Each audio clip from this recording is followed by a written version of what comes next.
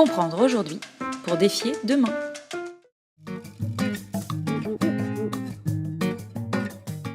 Je ne connais pas Emmanuel Macron, mais j'ai énormément d'amis qui sont à côté de lui. Bon. Mais je regarde avec beaucoup d'intérêt.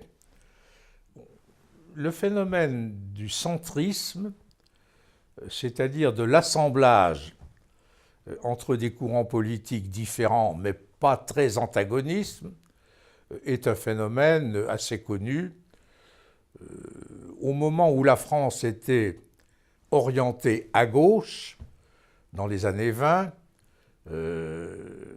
on a connu le fameux cartel des gauches qui avait pour objet de rassembler et d'assembler des mouvements politiques réputés à gauche, puisqu'il n'y avait pas véritablement de droite à l'époque, et c'était déjà un appel au centrisme.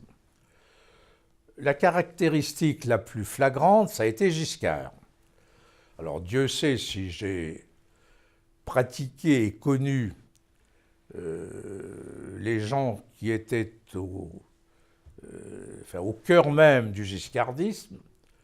Et je vais même aller au-delà en vous disant qu'en septembre 81, alors que Mitterrand venait de s'installer, j'ai eu l'occasion d'un entretien avec un grand personnage du mitterrandisme, Roland Dumas, qui m'a expliqué que Mitterrand avait battu Giscard parce que Giscard n'avait pas réussi à implanter le gouvernement des centres, l'irénisme, dont on entend un petit peu parler de ci, de là dans les mouvements politiques.